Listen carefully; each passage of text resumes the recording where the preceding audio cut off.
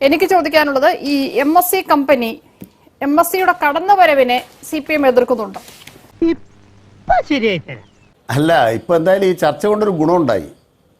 ബഹുമാനായ ശ്രീ ഉമ്മൻചാണ്ടിയുടെ കാലത്തെ കരാറ് കടൽക്കൊള്ളയെന്നല്ല പറയേണ്ടിയിരുന്നത്.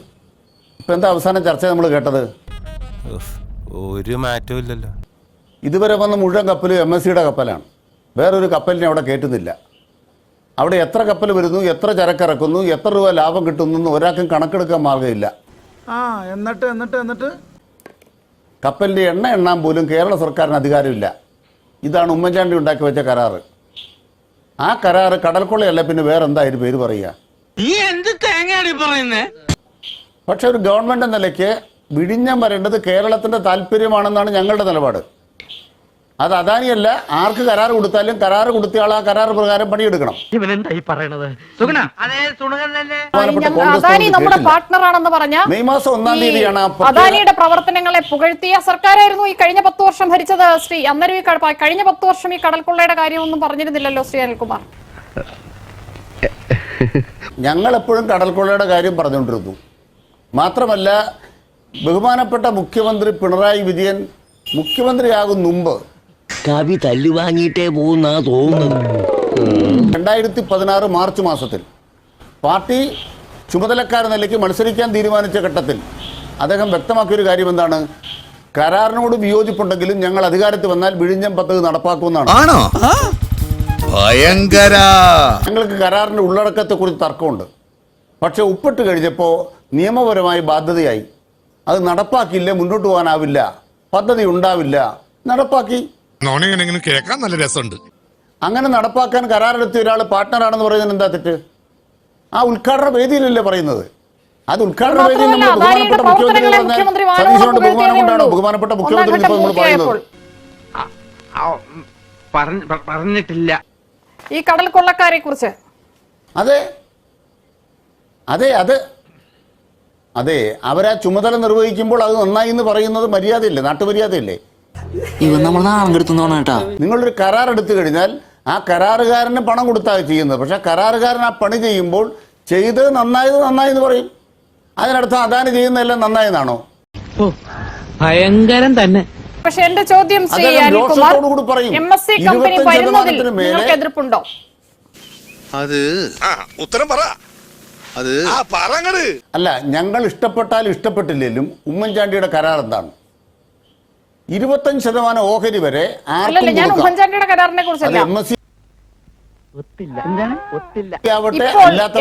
കമ്പനി വിഴിഞ്ഞം തുറമുഖത്തിന്റെ ഷെയർ എത്രയും വാങ്ങുന്നതിൽ CPM-ന് എതിർപ്പുണ്ടോ? കുഴപ്പമൊന്നുമില്ലെങ്കിൽ അതെ, അല്ലെങ്കിൽ അല്ല. അല്ല, CPM-ന്റെ നിലപാട് വ്യക്തമാക്കിയല്ലോ.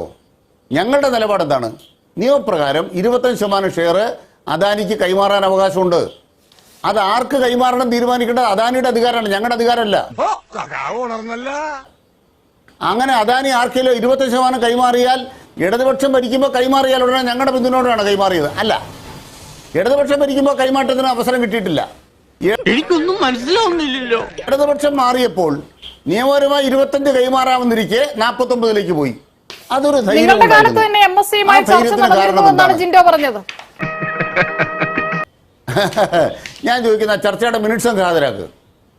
നിങ്ങൾ ഈ നാട്ടിലെ കോൺഗ്രസ്സുകാർ പിടിച്ചു നിൽക്കാൻ വേണ്ടി നുണ എന്തെല്ലാം പറയും. ഇതെല്ലാം ഞങ്ങൾ മറുപടി പറഞ്ഞോണ്ടിരിക്കണോ? എന്തോന്നാടോ ഇത്? എവിടെ നിന്ന് കിട്ടിയോടോ ഈ ഉണ്ടാക്കണേ? ഏത് 2 കമ്പനികൾ ചർച്ച നടത്തുന്നത് മന്ത്രിയെ വെച്ചിട്ടാണെന്നൊക്കെ പറയുന്ന ആളുകൾ, ആ ചർച്ചയുടെ കോപ്പി ശബരിനാഥിന്റെ ഭാര്യയുടെ കാണുമല്ലോ. ഒന്നങ്ങ് ഇറക്കി വിട്, ഇപ്പൊ തന്നെ പൊട്ടിക്ക് വെച്ചോണ്ടിരിക്കരുത്, നാളെ രാവിലെ ആക്കരുത്. നമ്മൾ ഈ നുണ പറയാൻ വേണ്ടി തന്നെ ഇറങ്ങിത്തിരിക്കരുത്. നിങ്ങൾക്ക് ഇന്ന് പിടിച്ചു നിൽക്കാൻ ഈ രാത്രി ഇത് മതിയോ? ഞാൻ പറയുന്ന ഒരു രാത്രി കൊണ്ട് നിങ്ങൾ രക്ഷപ്പെടില്ല.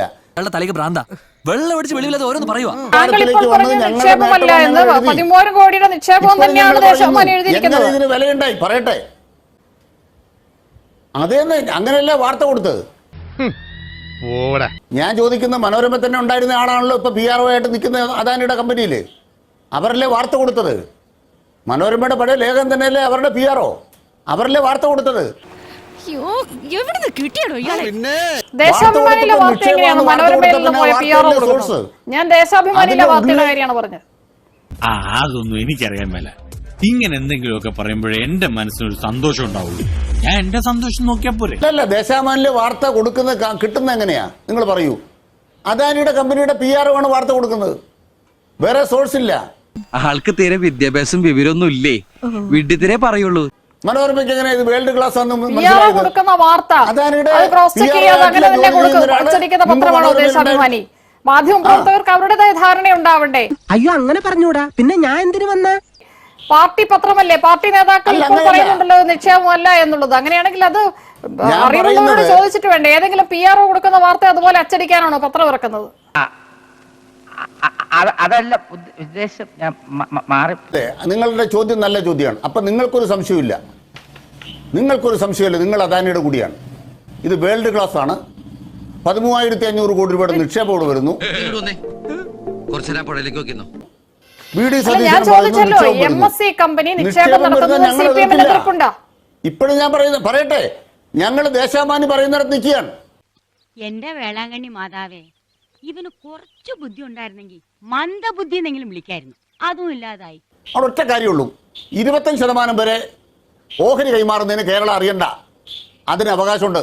അതിനപ്പുറം 1 ഇഞ്ച് പോകാൻ അദാനി അനുവദിക്കില്ല എന്ന് ഇന്ന് രാത്രിയിൽ കോൺഗ്രസ് വ്യക്തമാക്കണം. KC വേണുഗോപാൽ ഇതിനെക്കുറിച്ച് പത്രത്തിൽ പറഞ്ഞ മാധ്യമങ്ങളോട് പറഞ്ഞ് ഞാൻ കേട്ടു. KC വേണുഗോപാൽ അത് പറഞ്ഞില്ല. തടസ്സമില്ല ശ്രീ അനിൽകുമാർ. അത് ഇടതുപക്ഷ സർക്കാരിനായിരുന്നെങ്കിൽ പറ്റുമായിരുന്നോ? ഞങ്ങളായിരുന്നെങ്കിൽ കൃത്യമായി ഞങ്ങളുടെ നിലപാടാണ്, നിക്ഷേപത്തെ പ്രോത്സാഹിപ്പിക്കും, കച്ചവടത്തെ പ്രോത്സാഹിപ്പിക്കില്ല. നിയമത്തിൽ കരാർ പ്രകാരം 25% ഓഹരി കൈമാറ്റം ചെയ്യാൻ നിയമമുണ്ട്. എനിക്ക് തോന്നാണോ അതാ ശരിക്കും മണ്ടനാണോ? അവർ പ്രവർത്തിച്ചാൽ അവരുടെ അധികാരത്തിൽപ്പെട്ട കാര്യമാണ്. അതെ, അത് സർക്കാരിനെ അറിയിക്കാതെ 74% വരെ കൈമാറാം, അതിന് തടസ്സമൊന്നുമില്ല. അവർ കൈമാറിയാൽ അല്ലല്ല, കരാർ പ്രകാരം 25 പറ്റൂ. എന്താണ് കരാർ പ്രകാരം 20%, 49% എന്ന് പറയുന്നതിലേക്ക് പോയപ്പോഴാണ് അതിന് വിട്ടത്. ഞാൻ നിയമമല്ലേ പറയുന്നത്, അതുവരെ മനസ്സിലായിട്ടില്ലേ? ബാക്കിയുള്ളവനെ കൂടെ മണ്ടനാക്കാൻ വേണ്ടി എന്താണ് നിയമം? 5(3) ക്ലോസ് എന്താ പറയണത്? 25% മേലെ ഓഹരി വിറ്റാൽ ഓണർഷിപ്പ് ചേഞ്ചായി കണക്കാക്കും. അത് കരാർ ലംഘനമാണ് എന്നല്ല നിയമത്തിൽ പറയുന്നത്. പണ്ഡിതനാണെന്ന് തോന്നുന്നു, അർത്ഥം പറഞ്ഞൊന്നും കേട്ടില്ലേ ആ കരാറിൽ പറയുന്നത്. അപ്പൊ 20% മേലെ ഓഹരി വിറ്റാൽ കരാർ ലംഘനമാണ്. കരാർ ലംഘനത്തിന്റെ ഭാഗമായി വീഴ്ചകൾ അദാനി കൈകാര്യം ചെയ്യണം, അവരെ നേരിടണം. അത് പറയാനുള്ള നട്ടല് സതീശനുണ്ടോ? നിങ്ങളോട് എനിക്കൊരു ദേഷ്യമില്ല, വിവരമില്ലായ്മ ഒരു കുറ്റമല്ലല്ലോ. അതെ, ആ എങ്ങനെ നേരിടണം? എന്താണ് CPM-ന്റെ ഇക്കാര്യത്തിലുള്ള നിർദ്ദേശം? എന്താണ് ഈ നട്ടല് എന്ന് പറയുമ്പോൾ എന്താണ് CPM-ന്റെ നിർദ്ദേശം?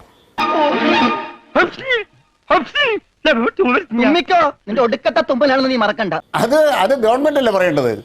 ഗവൺമെന്റ് കൂട്ടുകച്ചവടം നിർത്തി ഞങ്ങളാ പറയേണ്ടത്. ഇത്രയും കാര്യങ്ങളിൽ നിലപാടുണ്ടാകുമ്പോൾ ഞാൻ രണ്ട് കാര്യങ്ങൾ താങ്കളോട് ചോദിച്ചു. തന്നെ കൊണ്ടൊന്നും കൂട്ടിയേ കൂടില്ല, നല്ല പ്രായണ്ടല്ലേ, വല്ല പണിക്ക് പോയിക്കൂടെ? MSC കമ്പനി ഓഹരി വാങ്ങിയതിൽ നിങ്ങൾക്ക് വിയോജിപ്പുണ്ടോ? MSC കമ്പനി വിഴിഞ്ഞത്തേക്ക് വരുന്നതിൽ നിങ്ങൾക്ക് വിയോജിപ്പുണ്ടോ? അതിന് താങ്കൾ നേരെയുള്ള ഉത്തരം പറയുന്നില്ല. 2, താങ്കൾ പറയുന്ന ഒരു വാദത്തിന് അംഗീകരിച്ചുകൊണ്ട് കരാർ ലംഘിച്ചു, എന്ത് ചെയ്യണം എന്നാണ് CPM-ന്റെ നിർദ്ദേശം? കറക്റ്റ് ഉത്തരം പറയാം.